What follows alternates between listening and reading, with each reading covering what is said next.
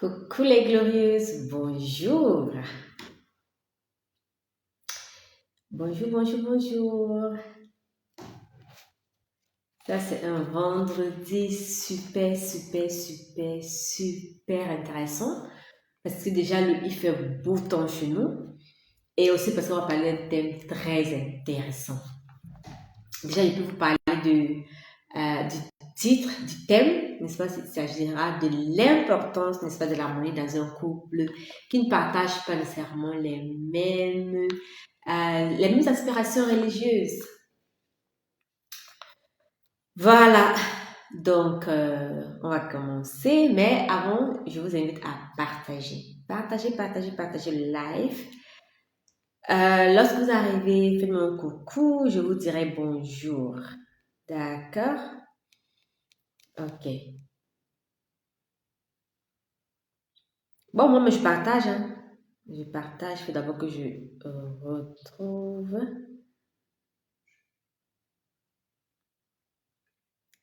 C'est parti où est-ce là?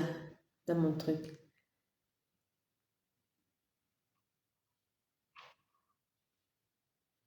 C'est parti où c'est parti où? Je ne retrouve pas sur mon téléphone. Je vais partager, mais je ne retrouve pas. Je vois seulement la seule vidéo. La seule vidéo, attendez voir. Attendez voir. Qu'est-ce qui se passe ici?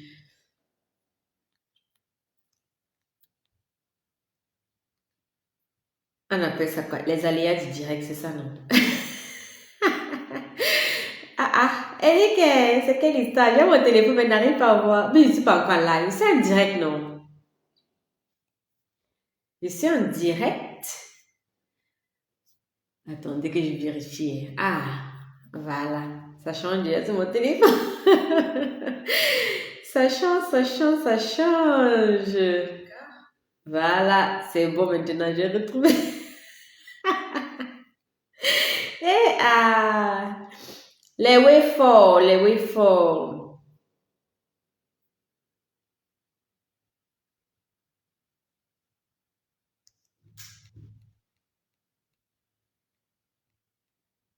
Voilà, c'est bon.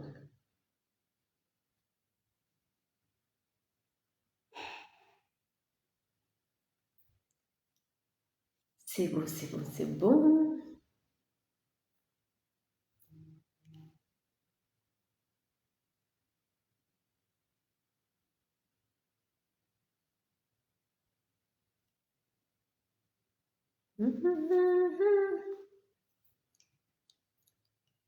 Hello, hello. Voilà.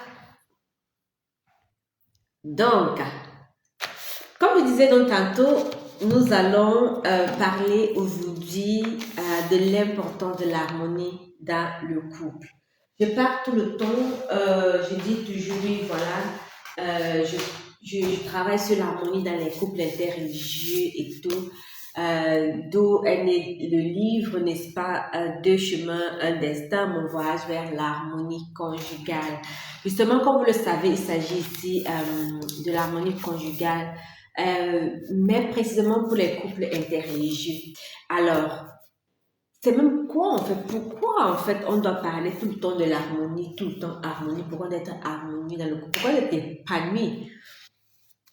Vous savez, c'est une question qui est pertinente, je trouve, et c'est la raison pour laquelle j'ai pris la décision comme ça, parce qu'aujourd'hui je suis à la maison, donc je fais les lives rarement le matin, mais là je me suis dit voilà, je fais quelque chose, j'ai fait hier, j'ai pris la peine de faire beaucoup de trucs, j'ai écrit beaucoup de choses. Donc, on va partager ensemble et je sais que vous allez être satisfait, que vous allez sortir, n'est-ce pas, au finish de ce live avec des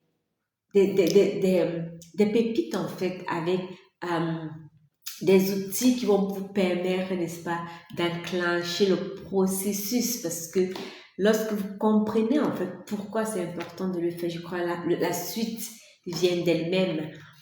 Voilà. Donc, sans plus tarder, voilà, pour ceux qui me connaissent encore, disons, commençons par là, pour ceux qui me connaissent pas encore, je suis Aristide Zébazé, architecte d'épanouissement conjugal. Je suis coach, n'est-ce pas, conjugal. Je suis maman, je suis épouse, je suis écrivaine. Oui, j'ai écrit le livre que vous voyez là, Deux chemins, un destin, mon voyage vers l'harmonie conjugale. Et pour toutes les personnes qui veulent avoir une copie dédicacée par moi-même, prenez la peine, n'est-ce pas, de m'écrire un inbox. Alors, si tu fais partie d'un couple où les croyances divergent, où les croyances religieuses divergent, où l'un de vous n'est pas du tout croyant, ou l'un de vous a des stades différents de croyances, ou alors où vous appartenez carrément à des groupes différents, n'est-ce pas, de croyances. Euh, alors, ne pensez pas que ça doit toujours être des conflits dans la maison. C'est même une sorte de richesse, en fait. C'est plein de richesses, oui, mais c'est aussi plein de défis. On va voir au fil, n'est-ce pas, du live, ce que peut regorger, n'est-ce pas, euh, ce partenariat, comme je disais, les messieurs, je suis un peu enrhumée aujourd'hui. Donc, voilà, je m'excuse.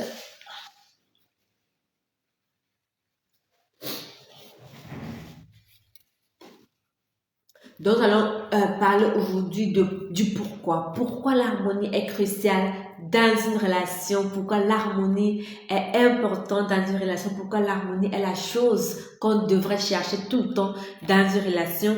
Et nous allons également voir comment cultiver des stratégies. Oui, des stratégies pratiques et spirituelles pour, n'est-ce pas, pallier à des potentiels conflits ou alors à des conflits lorsqu'il y en aura. Voilà, maintenant. Donc, du coup, nous allons passer au premier point qui est le pourquoi. Ah bon.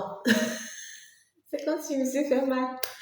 Pourquoi l'harmonie est importante dans un couple interreligieux? Alors, dans un couple, comme je disais tantôt, c'est un couple interreligieux, mon focus, mais également ça peut t'aider, toi qui es dans un couple, je veux dire quoi, un couple homogène, je dirais comme ça peut également t'aider. Donc, partage autour de toi, partage à tes soeurs, à tes cousines, à tes connaissances, à tes amis, partage tout simplement ce live pour, sensibiliser plus d'une personne, pour, n'est-ce pas, apporter de la joie, la joie au cœur, n'est-ce pas, à plusieurs personnes.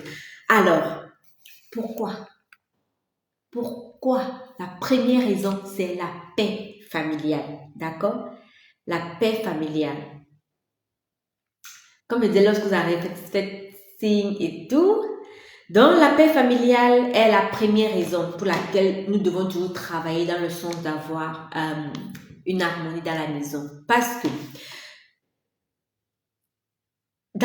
l'harmonie est la base du respect.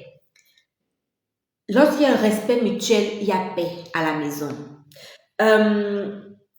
Lorsque par contre, il y a toujours des tensions, lorsque par contre, il y a toujours des conflits à la maison, cela affecte l'harmonie de la maison, cela affecte l'atmosphère de la maison. Et si vous avez même des enfants, cela affecte aussi les enfants. Je vous ai parlé déjà de ma relation, de mon expérience où à un moment, il a fallu que je me ressaisisse parce que j'avais eu l'alarme en fait où mon fils me disait, maman, est-ce que vous allez divorcer? Et du coup, ça m'a fait comprendre en fait que même sans le vouloir, ce être que nous avons mis au monde, cet être dont nous sommes censés protéger, était en train de subir, n'est-ce pas, des conséquences de nos actes. Et c'est la raison pour laquelle c'est important de cultiver cette paix-là. Il faut cultiver la paix dans le foyer, cultiver la paix dans la famille pour avoir, n'est-ce pas, cette atmosphère sereine à la maison. Donc, ça, c'est la première des raisons pour laquelle on doit, n'est-ce pas, toujours chercher à cultiver l'harmonie, à cultiver l'épanouissement dans le foyer. La deuxième raison est la croissance spirituelle et personnel. L'harmonie, en fait, l'harmonie crée un espace où chacun peut grandir, en fait, dans sa foi et également dans la compréhension de l'autre. Oui, parce que ta foi, en fait, t'aide à comprendre l'autre. Ta foi t'aide à comprendre que oui, il faut éviter les conflits. Ta foi t'aide à communiquer avec le Père. Ta foi t'aide, en fait, à mieux discerner certaines situations, avoir la sagesse. J'ai parlé également de sagesse dans mon livre, de par mon histoire. J'ai manqué de sagesse à un moment. Et la sagesse, même, c'est à tous les niveaux, c'est à plusieurs niveaux. Je parlais encore avec une sœur dernièrement et je lui disais comment par manque de sagesse, il y a certaines relations qui ont été perdues de mon côté. Il y a certaines relations qui se sont gâtées.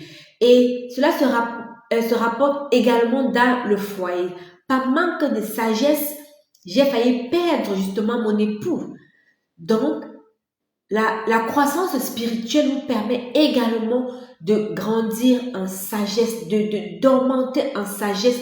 Ça peut tout simplement être bénéfique pour vous, pour votre partenaire et même pour vos enfants, si vous en avez. Donc, en gros, la croissance spirituelle est l'une des raisons pour lesquelles nous devons également solliciter toujours l'harmonie dans le foyer. La troisième raison est l'unité. Oui, l'unité malgré les différences. Le fait que nous soyons dans un mariage interreligieux est un choix. C'est un choix et parce que nous sommes déjà à l'intérieur, nous devons donc cultiver cette complicité avec notre partenaire. Nous ne devons pas laisser cette différence de foi, cette différence religieuse, cette appartenance religieuse nous séparer, que ce soit émotionnellement. J'ai parlé du rapprochement émotionnel la dernière fois. Nous ne devons pas laisser cette différence de foi nous éloigne émotionnellement et physiquement. Oui, il faut le dire, parce que lorsque il y a une distance émotionnelle entre deux personnes, la distance physique suit également. La distance physique suit. Ça veut dire que même vos rapports intimes en souffrent. Et ça, c'est déjà un danger en fait. Si même les rapports intimes doivent en souffrir, doivent en pâtir. L'harmonie rend le couple plus fort. L'harmonie rend le couple plus fort et il est possible d'être unis même dans cette diversité-là si, n'est-ce pas, on a le respect et on a la communication. On revient toujours sur les mêmes bases, le respect et la communication. Si vous mettez ça en pratique, l'unicité sera là, malgré la diversité, malgré la différence. Alors, je vous encourage à le faire. Il y a plusieurs raisons, mais j'ai préféré, n'est-ce pas, c'était 3, parce que pour moi, 3, je suis le troisième de ma famille. 3, c'est la Trinité, c'est un chiffre. En fait, 3, c'est un chiffre tout simplement qui, pour moi, est béni. Donc, je vous dis, voilà les 3 raisons, n'est-ce pas, pour le point 1, pour le pourquoi développer, pourquoi chercher l'harmonie dans un mariage interreligieux. Maintenant, nous allons passer aux stratégies. Tandis que je vérifie encore si ça fonctionne toujours. Ouais, ça fonctionne. Parce que, ouais, comme je vous ai déjà dit, on a eu des situations où, voilà, j'étais en train de parler, on ne me voyait pas, on m'entendait et c'était pas du tout agréable. Donc, de temps en temps, je dois contrôler. Voilà, c'est bon. Le deuxième point, ou alors la deuxième partie de ce live,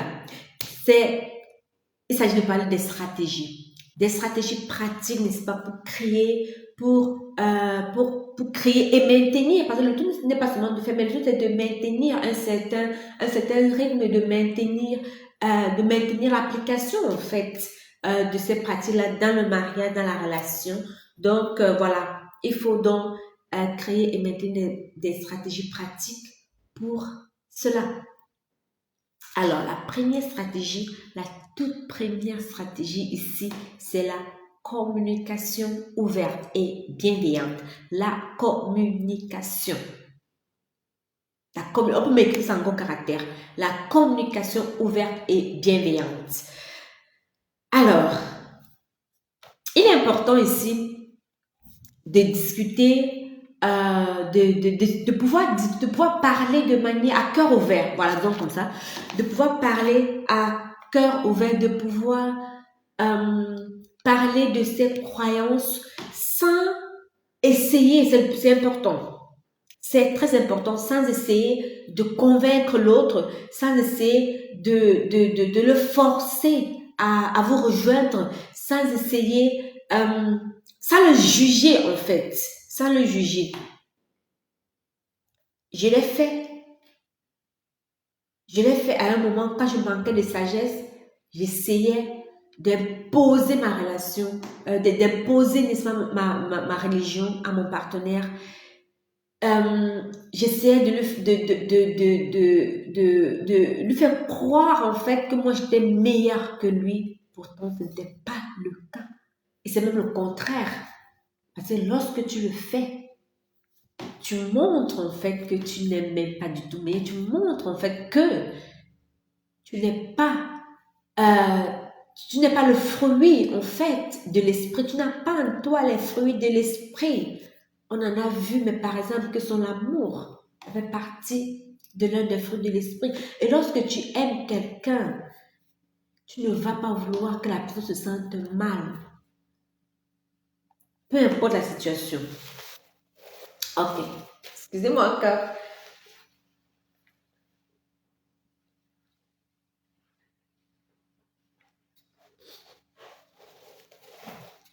Voilà. Donc, il est donc important d'écouter activement, poser les questions. Poser les questions pour comprendre l'autre. Poser les questions. Posez vous-même des questions en fait. Posez les questions pour comprendre l'autre, mais posez vous-même des questions pour voir en fait, pour faire une introspection, pour toujours voir est-ce que je suis toujours aligné avec ce que l'esprit me demande de faire? Est-ce que je suis toujours aligné avec ce que la parole demande de faire? Est-ce que je suis toujours aligné avec le fait, n'est-ce pas, de prendre le point de vue de l'autre en considération?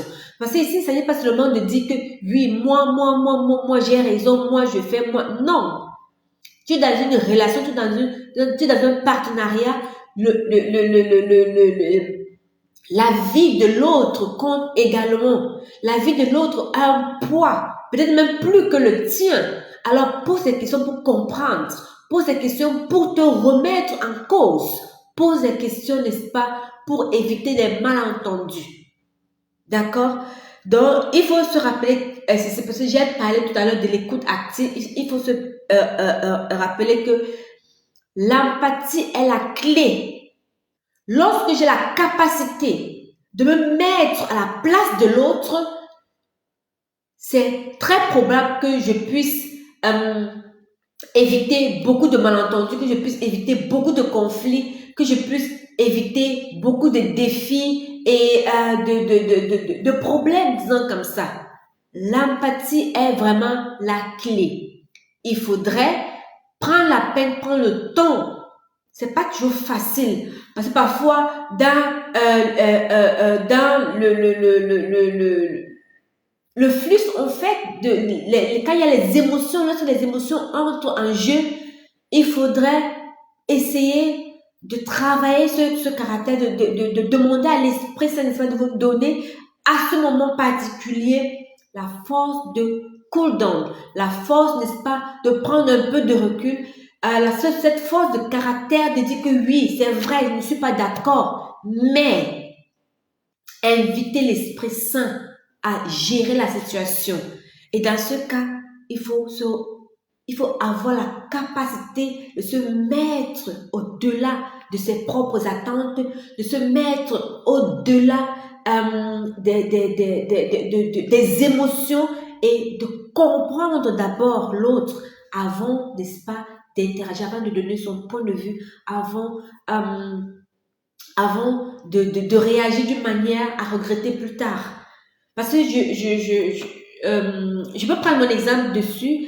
Comme je l'ai dit avant, j'étais vraiment très, je veux dire, énergétique. Énergétique. Donc, il fallait justement d'un peu pour que j'explose. Mais l'Esprit Saint m'a vraiment appris à prendre le contrôle.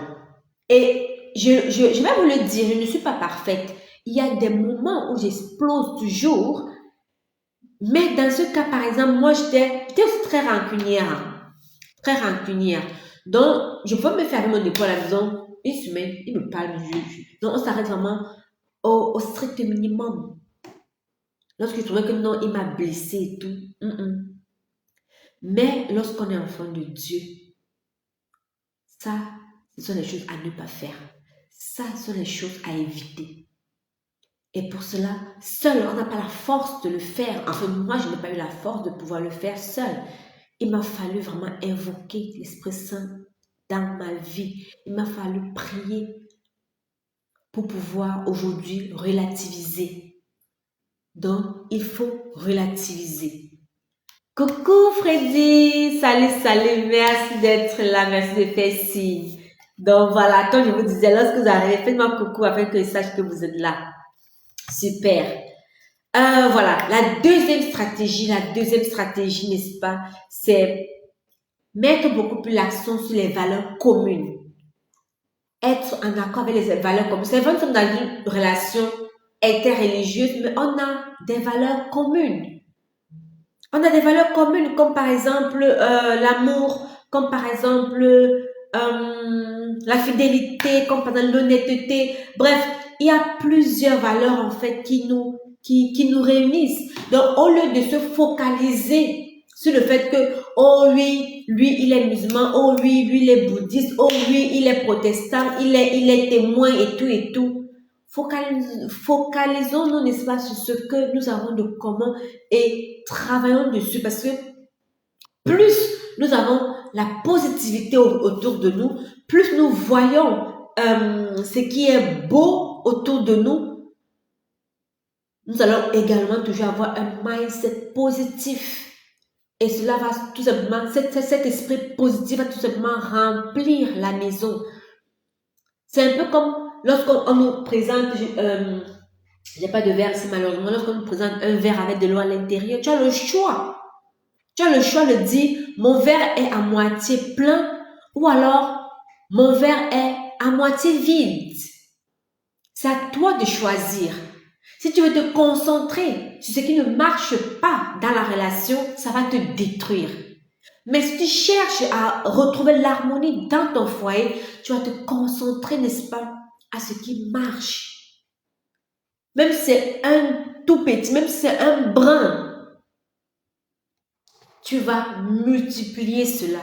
Tu vas faire cela s'amplifier et ça va remplir le lieu, ça va remplir la relation, ça va remplir vos cœurs.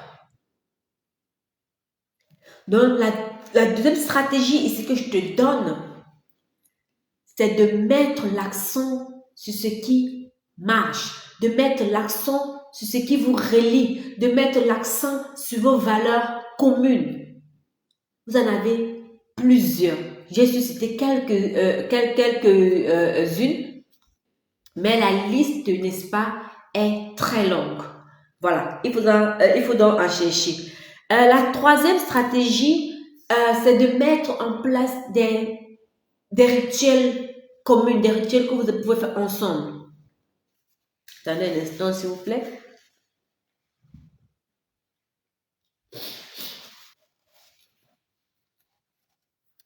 Essayez de créer des moments qui vous relient. Et l'exemple par excellence ici, ce sont des moments de qualité. Oui, vous pouvez faire des activités, oui, avec les enfants et tout ça là, oui, c'est bien beau, je ne refuse pas, mais je vous encouragerai à avoir des moments de qualité. Je vous encouragerai à avoir des moments pour vous reconnecter en fait. C'est quoi les moments de qualité? Quelqu'un m'a demandé ça, c'était quand? Hier, pas plus tard que hier, je causais avec quelqu'un, m'a demandé, mais tu parles de moments de qualité. C'est quoi un moment de qualité? Un moment de qualité, c'est juste un moment où tu es avec ton partenaire, vous êtes là, vous passez du bon temps, vous ne parlez pas des problèmes, je ne sais pas trop. L'enfant est tombé, l'enfant a fait ceci, oh le boulot est monté, le boulot n'est pas monté. Non. Les moments de qualité, c'est les moments où vous prenez pour vous le temps, vraiment ce temps-là que vous décidez de donner à votre couple, à votre relation. Vous êtes là, vous pouvez aller marcher. Parce que je causais justement avec une coachée et une dame que j'accompagne actuellement et elle me disait, mais il faut de l'argent. Je dis non. Pour avoir les moments de qualité, ce n'est pas toujours de l'argent. Si tu as de l'argent, c'est bien beau, oui. Vous pouvez aller au restaurant ensemble, vous pouvez faire un voyage ensemble, découvrir ensemble.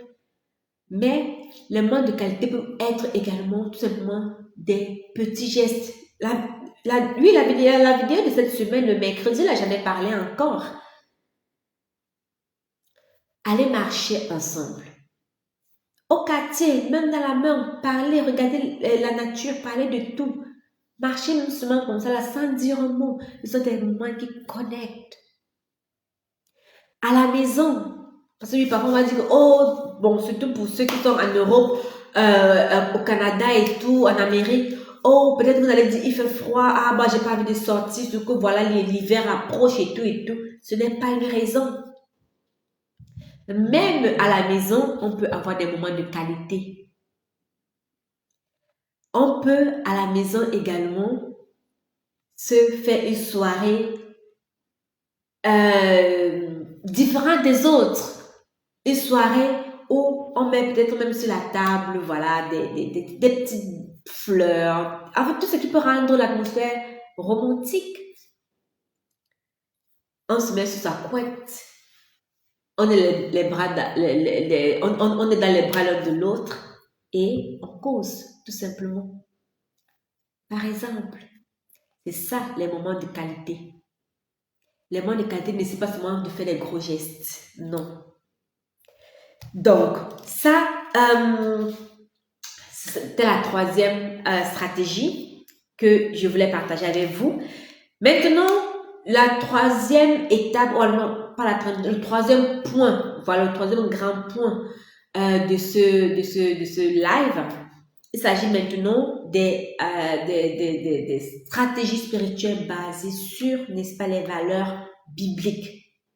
Parce que nous avons parlé du pourquoi l'harmonie, nous avons parlé, n'est-ce pas, après le pourquoi, il faut naturellement savoir comment atteindre, n'est-ce pas, cette harmonie-là. Je vous ai donné déjà les clés, les stratégies pratiques. Maintenant, je vous donne les stratégies spirituelles basées sur la Bible, parce que je vous ai dit, moi, en fait, sans la Bible, sans Dieu dans ma vie, je pense qu'aujourd'hui, je ne serais pas en train de vous parler, en fait. C'est là pour laquelle je dis, ce livre-ci, Deux chemins, un destin, mon mariage vers l'harmonie conjugale, franchement, c'est une inspiration divine.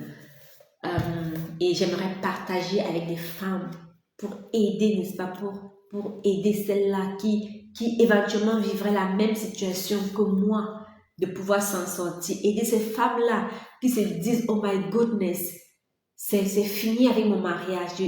Pour aider ces femmes-là qui se disent, est-ce que mon mariage a encore une chance? Pour aider ces femmes-là qui se disent, je vivrai comme ça toute ma vie. Puisque je ne peux pas divorcer, je vais vivre malheureuse tout le restant de ma vie. Avec ce livre, je vous garantis, je vous montre que c'est possible. Parce que moi, je suis passée par là et j'y suis allée. J'étais au bord je vais dire au bord même du burn-out, au bord du shutdown, au bord de l'épuisement complet. J'étais prête à tout perdre. Donc, comme je dis, mon mariage était vraiment au bord du gouffre. Mais l'Esprit Saint est venu, n'est-ce pas, restaurer mon mariage. Et avec son aide, j'aimerais que toi également, ton mariage soit restauré. Donc, tu peux te procurer la copie de ce livre. Tu peux me contacter également pour un accompagnement suivi. Le troisième point que j'aimerais partager avec vous, justement, comme je l'ai dit, sont les stratégies spirituelles basées sur les valeurs bibliques. Et la première stratégie est la prière. La prière. Si la stratégie pratique, on a dit la première stratégie était la communication, mais ici, là, c'est la prière. C'est vrai que dans la prière, on parle de communication. Tu ne peux pas prier sans communiquer naturellement. Donc, vous voyez que ce sont les trucs qui s'entremêlent en fait. La prière est importante. La prière est incontournable. On n'a pas demandé de prier et de croire que la main va tomber du ciel. Non. On peut regarder j'ai les pratiques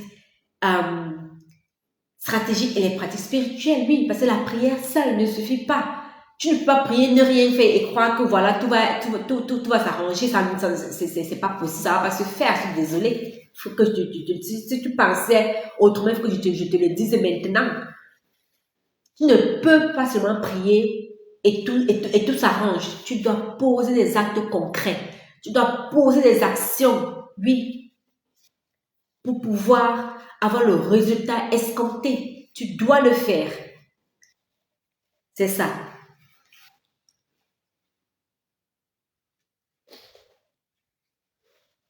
Désolée. Tu dois le faire. Donc, la première stratégie, c'est donc la prière. Prie. Tout à l'heure, j'ai parlé de l'Esprit Saint qui est venu me guider. Prie pour la guidance. Prie le Seigneur comme tu n'as jamais prié pour ton mariage. Prie le Seigneur pour avoir l'intelligence, pour avoir la sagesse de la femme sage dont on parle dans le livre de Proverbes. Prie pour avoir la sagesse. Prie pour la guidance. Prie pour ton couple. Prie pour ton époux. Oui. Même s'il n'est pas chrétien, prie pour ton époux. Même si tu n'as pas de résultats, continue de prier pour lui. Continue de prier pour ton couple. Prier là, c'est pas potion magique. Prière n'est pas potion magique. Et puis Dieu prend son temps. Dieu n'agit pas quand toi tu veux qu'il agisse. Dieu a sa manière d'agir. Et c'est la raison pour laquelle certaines femmes me demandent, oh, est-ce que ton mari a déjà été transformé? Il n'a pas été transformé. Mais ce n'est pas une raison pour laquelle je dois vivre de manière, je dois vivre malheureuse dans mon foyer. Non. Je suis heureuse malgré le fait qu'il n'ait pas encore été transformé. Je suis confiante en fait que ça va arriver. Ça va arriver peut-être, je ne sais pas trop dans combien de temps. Je ne sais pas si je vivrai encore, mais j'ai confiance en Dieu que ça va arriver. Et puis après, même si tout ce que Dieu fait est bon, et même si ça n'arrive pas, il a une raison, il a un plan pour moi dans sa vie. Il a un plan pour moi dans la vie de ce monsieur. Il a un plan avec moi dans la vie de ce monsieur. Donc c'est comme ça. Et j'y crois fermement. Et c'est la raison pour laquelle je dis, malgré les différences religieuses, on peut vivre une vie harmonieuse et épanouie. Alors continue de prier. Prie pour ton époux, prie pour toi-même. Parce que oui, il faut l'avouer, ce n'est pas facile. Ce n'est pas facile d'accepter en fait que oui, tu es là, tu pries, tu aimerais faire certains actes, tu aimerais peut-être que ton partenaire, ton époux t'y accompagne, mais il se met à l'écart. Ce n'est pas facile. Parfois, tu as l'impression, tu te dis, Seigneur, est-ce que je vais y parvenir? Est-ce que j'aurai la force de tenir longtemps? Mais je vais te rappeler, oui, ma glorieuse, que tu auras cette force. Tant que tu as la foi en Dieu, tant que tu as confiance en lui, il va te fortifier en fait. Il ne peut pas te donner un fardeau qui te dépasse à porter, ça c'est impossible. Mais il faut être à l'écoute, il faut être obéissant. Et il faut être confiant que lorsque tu as posé un acte et que tu as réellement, sincèrement demandé le pardon, il te pardonne. Il te pardonne, tu deviens une personne nouvelle. Et c'est la raison pour laquelle il ne faut pas penser que, oh non, mais comme j'avais déjà, à l'époque là, je vivais façon, j'ai épousé un monsieur aussi façon, et maintenant, aujourd'hui là, c'est comme ça ne peut plus, comment dire, on ne peut plus rien faire pour moi, c'est mon fardeau et tout. Non, Jésus a porté le fardeau pour tout le monde. Déjà, c'est passé. Lorsque tu viens auprès de la croix, lorsque tu viens au pied du Père et que tu dis, papa, c'est difficile pour moi. Papa, je suis fatiguée. Papa, aide-moi. J'abandonne tout à tes pieds. J'ai ça là comme tu veux.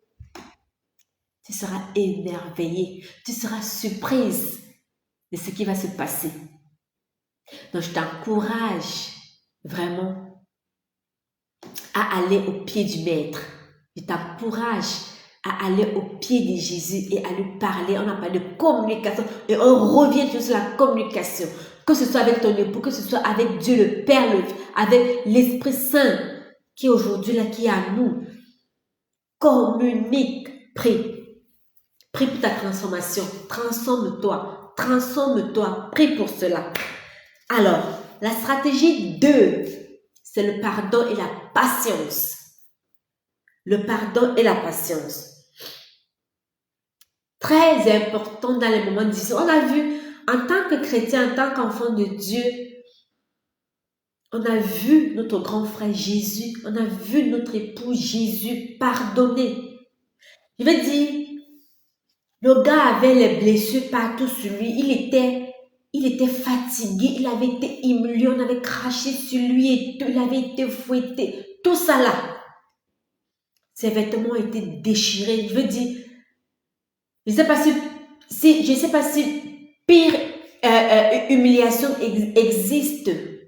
Le gars a eu tout comme humiliation. Il savait en fait que voilà, on allait le tuer.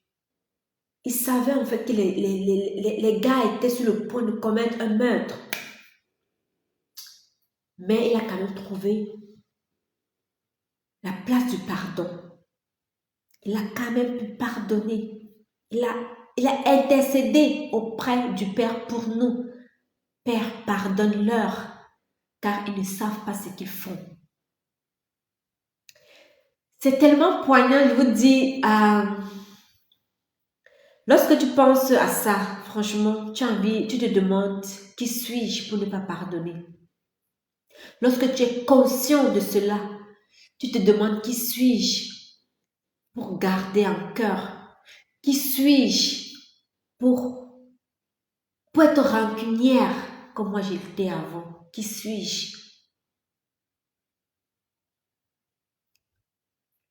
C'est pouf, moi c'est, chaque fois que je pense à ça, franchement, j'ai la chair de poule et ça me fait vraiment, ça me plonge vraiment dans une profonde réflexion.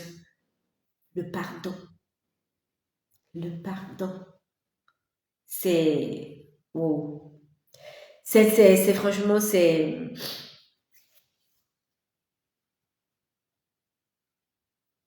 très important. Le pardon, le pardon. J'en parle également dans ce livre, Le pardon, 2 chemins, un destin. Procurez-vous tout simplement cet exemplaire, Le pardon. Donc, et voilà, si vous voulez aussi, hein, je peux vous envoyer le lien du livre. Vous pouvez tout simplement mettre en commentaire livre et je vous enverrai le lien. D'accord? Voilà. Donc, le pardon aide à surmonter toutes les tensions. Le pardon aide à surmonter les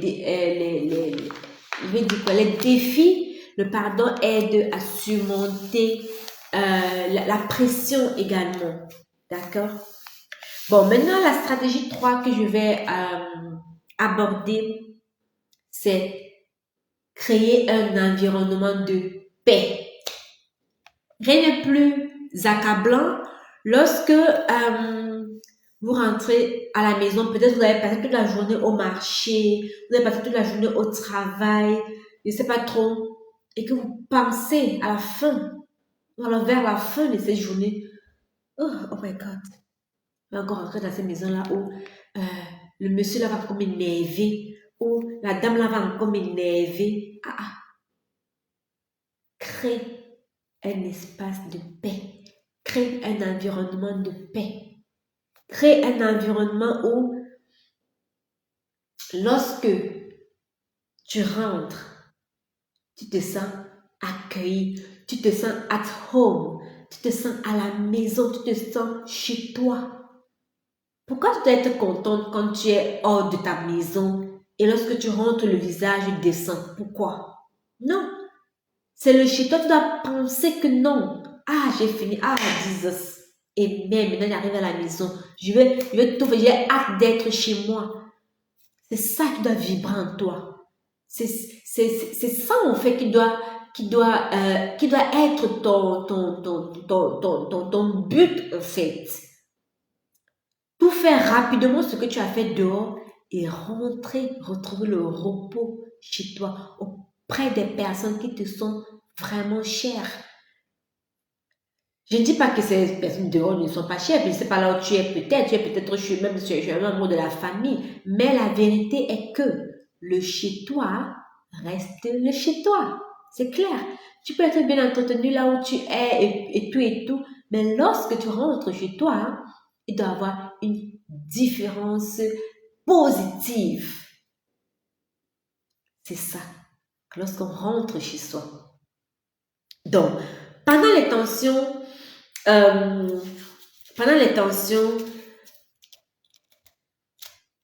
il y a la patience, il y a la tolérance qui peuvent aider. On a parlé également du pardon, qui peuvent aider à... On a dit que j'ai les douleurs sur la main. Qui peuvent aider, n'est-ce pas, à désamorcer un peu, à désamorcer la situation, qui peuvent aider à le mot français m'échappe un peu, à rendre souple justement la situation. Sois une lumière pour ton foyer. Sois une lumière pour ton foyer en cultivant toujours un esprit de paix et de douceur.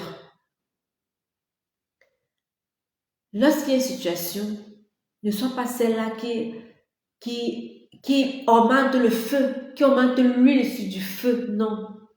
On a vu la dernière fois, on a dit, sois prompte à écouter mes langues à parler dans Jacques. Sois prompte à écouter mes langues à parler. Lorsque tu agis ainsi, tu contribues en fait à améliorer les choses, tu contribues à assouplir les choses. Il y a dans Proverbe 15 qui nous dit, bon, je vais paraphraser, il dit, une réponse douce calme la ferveur. Ou alors calme les ferveurs, ou alors calme la tension. Peut-être je vais paraphraser parce que je n'ai pas vraiment ça bien à tête là. Mais une réponse douce calme les tensions. Par contre, une parole dure, une parole rigide, une parole méchante, ça excite tout simplement la colère. Ça attise le feu. Donc parfois, ce que je dis souvent, lorsque tu sens que ce qui va sortir de ta bouche là, ce sera pour détruire, ou alors pour aggraver la situation, mieux tu ne dis rien. Mieux tu restes tranquille, tu ne dis rien. C'est mieux ainsi. Mais avec l'aide de cet esprit, on trouve toujours des moyens pour, n'est-ce pas, placer le bon mot. Pour dire oui, écoute chérie, je suis désolée, même si c'est toi qui as raison. J'étais toujours genre, je voulais toujours qu'on me donne raison. Je voulais toujours que l'autre reconnaisse en fait que oui, moi j'ai raison, c'est moi qui ai eu raison dans la situation. mais ce n'est pas nécessaire. Parce qu'il y a des personnes justement qui sont braquées, des personnes qui ont beaucoup du jeu en fait, des personnes qui ont beaucoup de l'ego également. Pourquoi est-ce que je dois me rabaisser et dire que oui, voilà, je suis désolée, j'ai mal agi, mais je ne sais pas trop quoi. Et si tu as ce genre de personne en face de toi, ce sera difficile en fait que tu trouves une paix durable. Donc parfois, prends d'abord sur toi, dis écoute, je suis désolée, juste pour apaiser la situation sur le moment. Et lorsque tu attends maintenant, lorsque le moment sera propice, dans un de mes lives, je l'ai également parlé, j'ai parlé de cela, lorsque le moment sera propice, tu reviens avec le sujet. Donc, lorsque je dis, il ne faut pas me comprendre, lorsque je dis en fait que tu t'excuses pour apaiser la situation, ce n'est pas pour dire que tu vas toujours être béni, oui, oui, non. C'est juste pour apaiser la situation et après, le moment venu, n'est-ce pas, tu pourras rebondir et parler maintenant plus calmement. La personne en face de toi se sera également calmée, ton partenaire se sera également calmé. D'accord? Donc, attendez.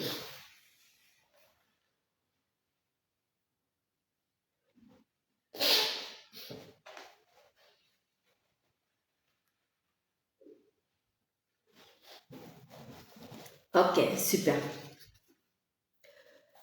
Donc, si je peux dire encore quelque chose, c'est que l'harmonie dans un mariage interreligieux est possible. Et c'est la preuve. C'est possible. Mais seulement, il faut beaucoup de travail. D'accord? Il faut travailler sur soi. Il faut travailler sur sa relation. Il faut accorder un respect à ton partenaire. Ce n'est pas parce qu'il a une foi différente que toi qu'il ne mérite pas certains éloges, qu'il ne mérite pas un certain respect. Le respect doit être cultivé. Le respect doit être mutuel. Le respect doit être là. Il faut une ouverture de cœur. Il faut une ouverture de cœur. Oh, j'espère que ça passe encore. Parce que mon téléphone là, c'est figé. Ok, d'accord. Oh, mais c'est toujours figé. Hein. Je ne sais pas ce qui se passe. C'est toujours figé. Bon, j'espère quand même que vous m'entendez. Attendez, il fait comment là?